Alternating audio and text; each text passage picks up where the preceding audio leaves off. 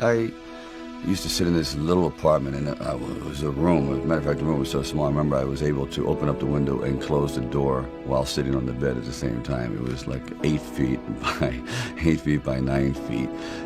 But the one thing about that room, there was really very little distraction. So I would sit there propped up in bed, and I'd go out with my big pen and legal pad and just start writing these stories. And most of them were very, very trivial.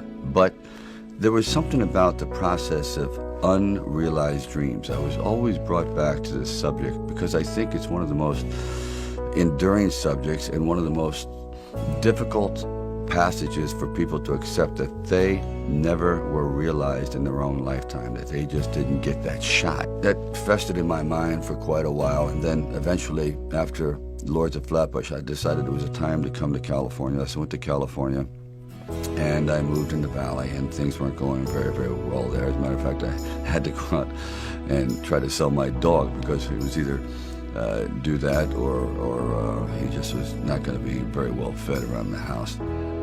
And then one night, I went to see Muhammad Ali. And what I saw was pretty extraordinary. I saw a man they called the Bayonne Bleeder, who didn't have a chance at all against the greatest fighting machine, supposedly, that ever lived. On his back, slips a punch to his left. Oh! A vicious shot to the rib of Muhammad Ali, and what a surprise! Chuck Wepner gets to the body. And for one brief moment, this supposed stumblebum turned out to be magnificent in the fact that he lasted and knocked the champion down. I said, boy, if this isn't a metaphor for life. His entire life crystallized at that moment. He will be remembered for all eternity, at least among the fight fans. He did something extraordinary. I said, now that is probably what I need as a catalyst for an idea. A man who's going to stand up to life and take one shot and maybe go the distance. So I started to write. And it was one of those writing frenzies. And 3 days later, I came up with the script of Rocky. Now, the script by no means was a finished piece of material. It was probably about 90 pages, and maybe 10% of it remained in the final script, but it was done. I first met Bob Chardoff and Irwin Winkler, and I believe I was there on a casting call.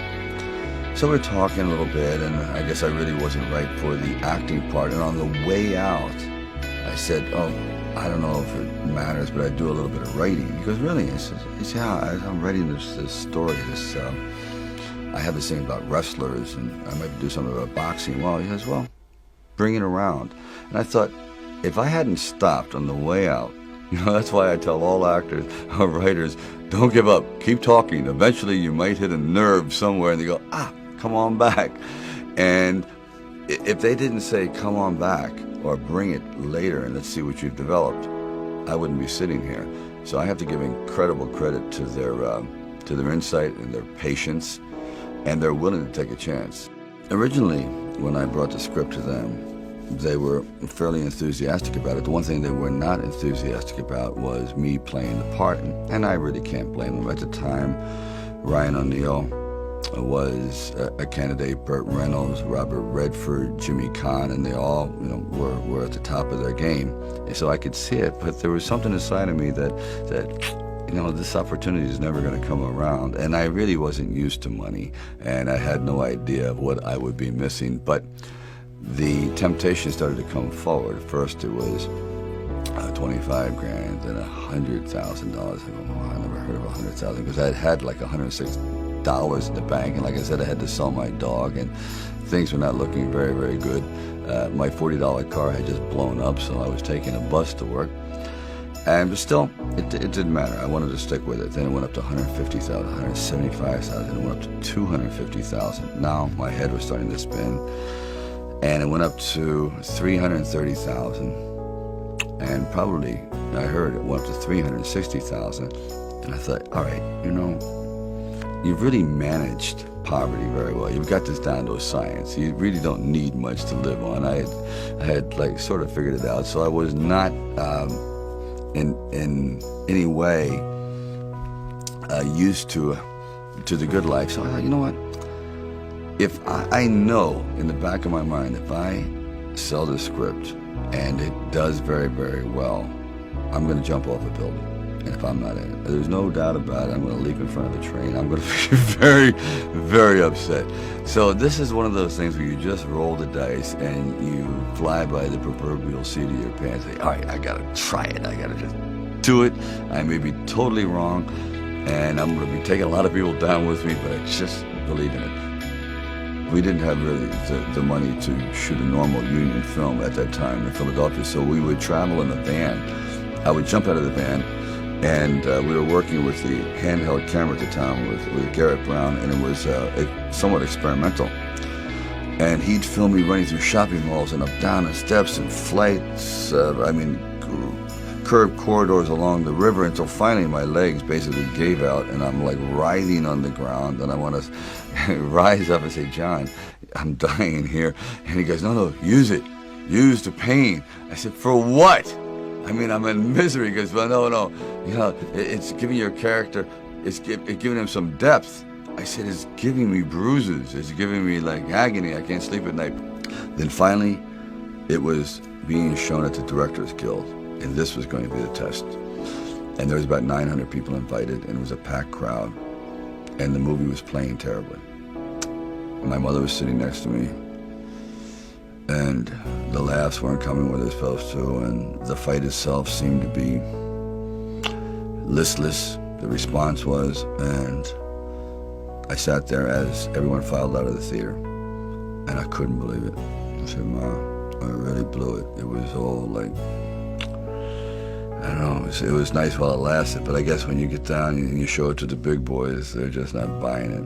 Anyway, I sat there and literally there was no one left in the theater because I was humiliated and saddened by the whole thing. And even, you know, I walked her out and I was walking down the steps, and there's 3 flights down, first flight, second flight, and then by the time I turned for the 3rd flight, the entire audience was down there. There was 900 people waiting, and they started to applaud, and I mean truly applaud.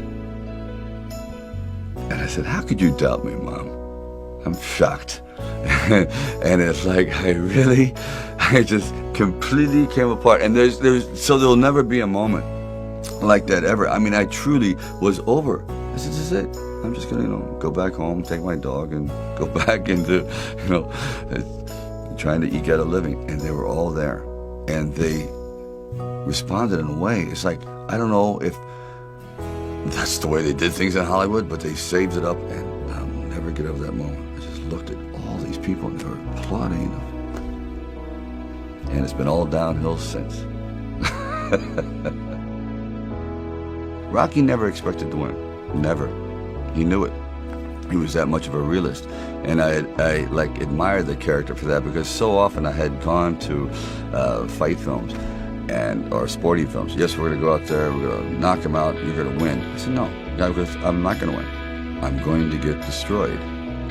But if I can just be lucid, if I can still be standing on my feet, you know what? Then life isn't so bad. And I think, again, symbolically, at the very end of our lives, if we can still say, we were never humbled, we were knocked down, but we got up, and I can say, I lived life with integrity, and I took all the blows, as the song says, and I still prevailed. I think that's a good epitaph for anyone, and that's what I tried to capture in this film. But more importantly, I also realized that you can't be alone. To really succeed, no man really is an island.